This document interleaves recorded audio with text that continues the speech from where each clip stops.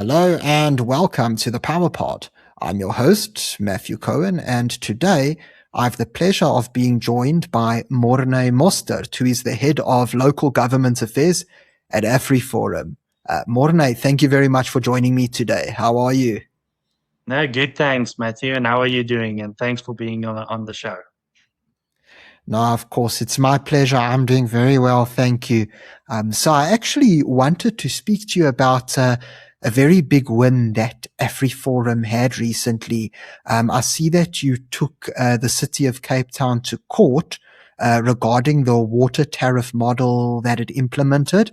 And then we also saw that they had a specific cleaning levy as well.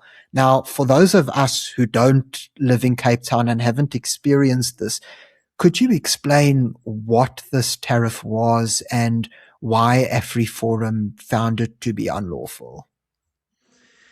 Okay, so these two tariffs are basically based on two different services that needs to be rendered. So I'm going to try and explain it from big picture first, and then we can go to the nitty-gritty.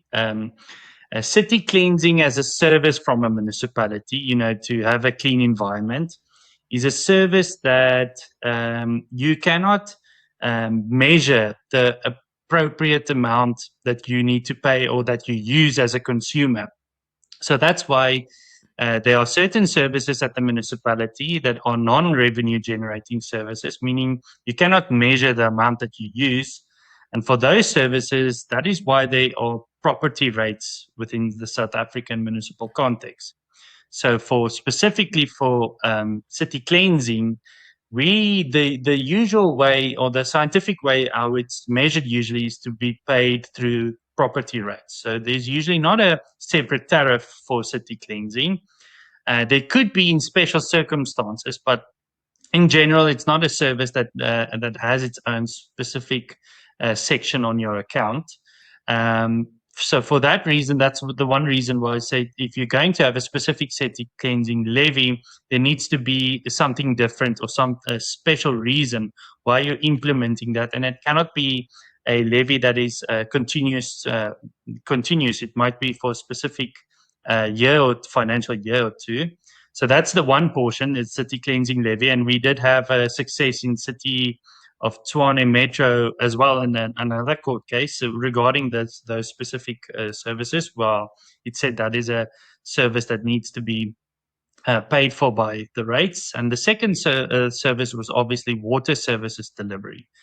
Now, there's a few sections here that come to at the forefront, but the most important one is the Systems Act says that when a municipality basically tries to compile a tariff policy or tariffs for the community or to pay, then they must go as far as possible to appropriate it, to apportion it to the use of that specific service. This means that usually for the main services that you think of that is on your municipal bill, that's the easiest way for the revenue generating services, which is electricity, water, sanitation, and refuse removal. All of these services can be measured to an extent. And I think the the the the the purpose when the act was drafted is to give each individual or homeowner or person using this service, to give them the responsibility to manage their own affairs. So this means that if you buy or use water from the municipality, they must give you a tariff that is linked to the usage of that specific um, um, specific service. Now, not to run ahead, but let's say there's a lot of ways in which you can compile such a tariff structure. It's not only consumption based; there can be other ways as well. But I think the important part for this court case was to give an extent to say, um, as far as possible, a tariff should go in that sense. So basically, what the city decided in this case, in the city of Cape Town, decided was that they are going to bring an additional amount, a fixed tariff that is based on the property value of each owner. So now the question becomes does that fall within the scope of being apportioned to the use of that specific service? And that's the basically reason why we started this court case. I think that there is scope within the Act to be able to be innovative, and there's scope within the Act to try new mechanisms or manners into um, funding a budget with a specific service, but we do feel strongly that it must still fall within the ambit of the Act. And that's the basic reason why we started this court case. And maybe to give you a bit of a factual background on how this process came to be, I do think it's really important because I work with most of the municipalities in South Africa, and this the facts leading up to this case is really different from the most municipalities. Most municipalities, even if you hand in comments with regards to their IDP or their integrated development plan or their specific tariffs, you won't get any feedback. You won't get any chance to actually influence this mechanism. So the city of Cape Town started their budgeting process. They set out the budget, and before we actually could hand in our comments, that we had a bit of problems, they amended it, and we then wrote to the city to say that we have a bit of a problem with these specific two matters with regards to their budget. Okay. Then the city wrote back to us to say, okay, let's have an urgent meeting with regards to that. And we had an hour where we sat with the mayor, Mr. Jordan Neil Lewis, and I think about 15 of his specialists in the area. And we had an hour to deliberate on where exactly do we differ and where exactly do we differ to say, is there maybe a chance that we can mediate the situation? At the end of that session, it was telling that there was a difference of opinion on how the Act should be interpreted. Now, this, given the fact that AfriForum as an organization, we are multifaceted, as we have a security arm that works together with the city, that really tries to work together to help stop crime within. That's how we tackle problems. Is we try to work with municipalities, but we really did try to get to a point of agreement, and it wasn't there. And that is then when we decided that it's only appropriate that the courts kind of direct us on how the interpretation of these acts should be. And I think a second part after that meeting that was very telling is if you look at performance of municipalities in South Africa, there's no question that City of Cape Town is far better than most of the municipalities performance-wise in South Africa. This doesn't give them a clean slate, but what it does give you is to say that when we do this on principle, we did so in a manner to say that we understand that the city is trying something new, but let's take it to court to get some direction with it. And that's the reason why this case started as well. Obviously, the SAPUA, who was also applicants in their court case with the same idea that we had, we just add another few sections, or because we are a community-based organization, our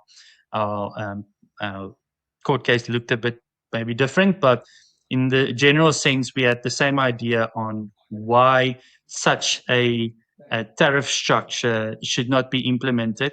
And because the city is such a front runner in this, the destruction that it could cause if other municipalities try to use the same mechanism without the managerial performance that the city has, it could be catastrophic to other municipalities in South Africa that can maybe just see this type of tariff structure as a cash grab for municipalities. So that's why I think it was really important for AfriForum to start this case. Right. And just to clarify how it worked, because I know that you explained that there's the consumption-based tariff system, which in my mind makes a lot of sense. But basically, just so that we get this right, if, let's say, your property was of a very high value and I don't know, you're on holiday somewhere and you haven't been using water, you're still going to end up paying, according to this model, a lot more in water tariffs than somebody who might be in a cheaper property but has been using a lot more water. Is that a correct reading? That is, in a certain sense, that is correct. So I think this basic fee was the availability fee, meaning the fee that you pay before even the consumption-based fee is implemented. So this was the basic charge that is levied to each property, but that charge was based on the specific property value of each of the users. And the reason why this is maybe a problem is in water tariffs, or when you have a consumption-based tariff, you already have something called IBTs, which is inclined block tariffs, meaning for the first, let's say, 9 kiloliters of water, you pay a smaller amount in the rand per kiloliter water, that when you are at 23 or 24 kiloliters of water, which is a lot of water to buy already, then the water becomes more expensive the more you use it.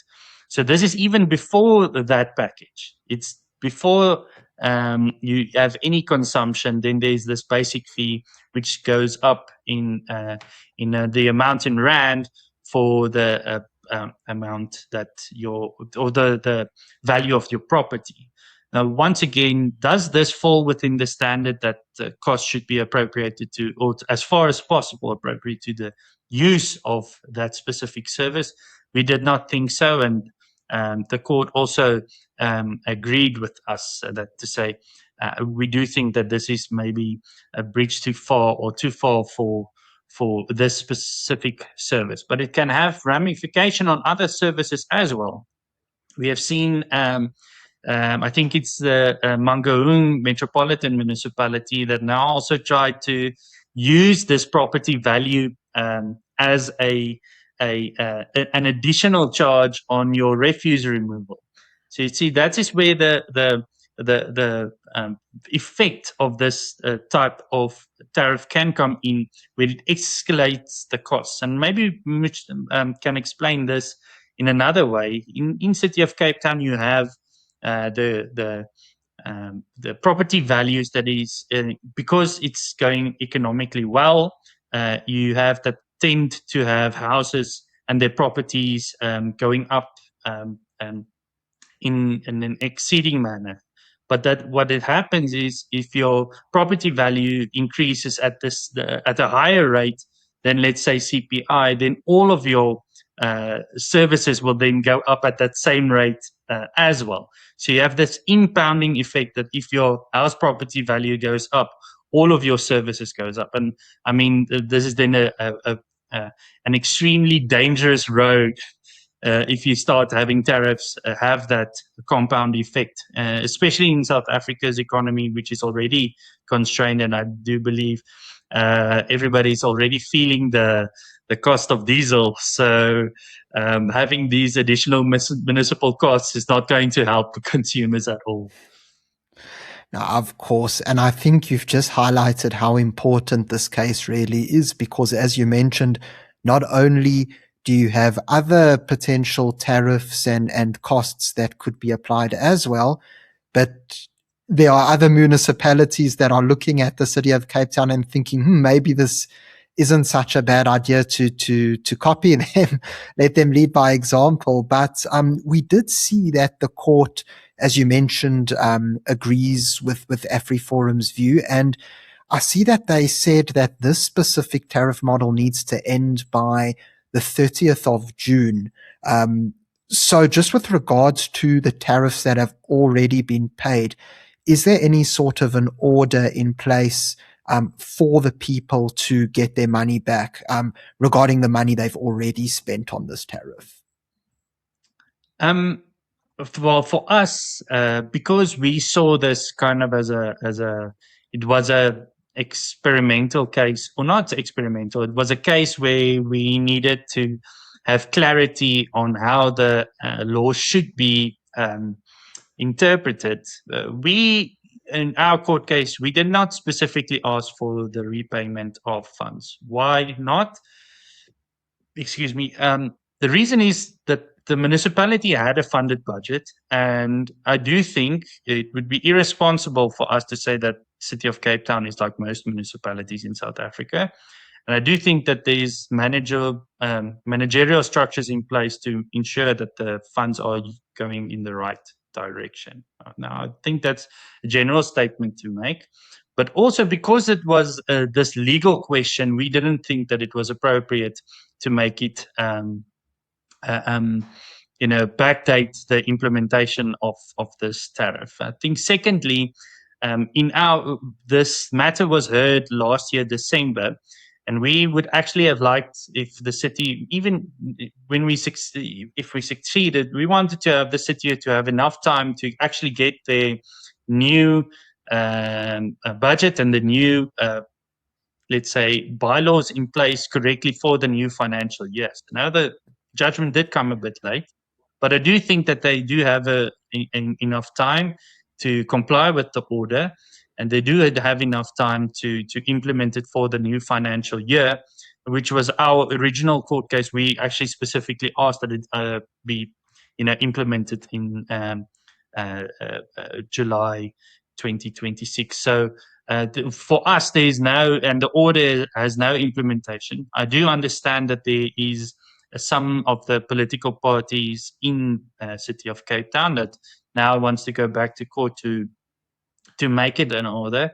I mean, I think they're welcome, but I find it a bit, it might be a bit irresponsible, but this is now where the realm of politics start, and we as AfriForum, we take part in these processes. We act on behalf of our members. We do think that we have, saved their interests or restored their interests within this specific case. But if the parties want to go on and litigate on that, we will obviously look at the specific cases. But I do think that it's going to be a difficult one to get through. That's my opinion. I think they're going to struggle. I see. And given that now, of course, what those political parties are doing, that's not something that AfriForum is involved in. Have you received any sort of response from Jordan Hill Lewis or the City of Cape Town regarding the judgment? Have they given any sort of opinion of where they stand? And I think more importantly, are they looking to appeal? I think it's with these legal processes, and I think the correct thing from Jordan to say is that their legal team is studying the judgment and that they are considering appeal, and it's obviously their full right. I do think that in principle that we are tackling a firstly important case, and secondly, I do think that for South Africa, it's really necessary to have clarity in the whole country regarding this principle, as municipalities are is in a position where they're looking for certain cash grabs. That's the one side. Or you can say that they are seeking additional revenue to be able to to either fund their own corrupt activities or to give service delivery. It's a roll of the dice in the most of South Africa, but because of this importance, I think we will obviously try to defend this, because we do think that it is correct. And once again, AfriForum, we want to take a scientific approach to these specific tariffs. We have literally had about, let's say, this is now our fourth court case regarding municipal tariffs and this principle of having services appropriate to the proportion to the use thereof. And we do think that this is a very scientific manner. If you do understand what the specific service costs, then you can model a specific tariff for that cost. But the modeling and the tariff structure that you decide on must still fall within the ambit of the Municipal Systems Act and the Constitution generally. And I do think this is an important matter. So if they do appeal, then we'll handle it at that stage. And I do think it's obviously their decision to do so. It is so that the politics then comes in, and political parties will then try to make statements along the line. But given our responsibility and the way that we have handled the case, we must wait and see for what happens next. Of course, and for those who have been following what AfriForum does, of course, this is a very important case you've taken on. But there's a lot of very important work you've done both in the legal field and outside. So for anybody who maybe doesn't know much about AfriForum or simply just wants to learn more or even get involved, what resources can they look at to learn more about AfriForum? We do have a website, afriforum.co.za, where you can get a plethora of information. I think the most important part, to shorten it, AfriForum is a civil rights organization that falls within the Constitution and tries to fight for constitutional values within specifically minorities, but for people in general in this country. Our department's focuses on municipal. We work together with specific structures. We have local structures or local branches that act within their specific area, that tries to go to municipalities, try to influence the municipal processes, try to see how we can engage with the municipality, and most importantly, we can work together with municipalities to try and better service delivery. On a larger sense, we also have a rural safety or safety initiatives where we try to work with the SAPD to ensure that we keep people safe. And so we have local branches, and then we have obviously the legal side, which I'm very I enjoy because it's my work. I believe I do have the best work in the world, trying to litigate, trying to have specific aims and try to help people with specific litigation. If I can maybe mention in like specific tariff court cases, it might be the cost of supply court case, where we said that NASA, the energy regulator, needs to enforce municipalities to have a physical plan and to have specific data to know what are they funding if you're asking them to pay for electricity tariff, what exactly are you paying for? And for the last decade, NASA did not require this for municipalities. And it just shows you if you have these regulators and they aren't performing their functions, that there needs to be some kind of watchdog to actually ask the correct questions. But I don't want to, speak too long, but I do think it's important that we have all of the information on our website, and you can really go and see what AfriForum does. We have different departments that does a bunch of good things. I can speak to what we do with the municipal space and a lot, but I think we're doing the job that a civil rights organization should do. Of course. Well, I think you gave a very good explanation of the scope of the work that you do, especially on the local government level. Morné, thank you very much for coming onto the show and explaining this important matter. I appreciate your time. Thank you, Matthew, and thanks for being on the show. It was really fun for me as well. Fantastic. That's always great to hear. So thank you, everybody, for tuning into this episode. If you enjoyed it, please remember to subscribe to the channel for more content, and also be sure to check out AfriForum's website and all their resources to learn more about their important work, and perhaps even consider becoming a member of AfriForum and getting involved on the ground. Until next time, I'm Matthew Cohen, and this is the Power Pod.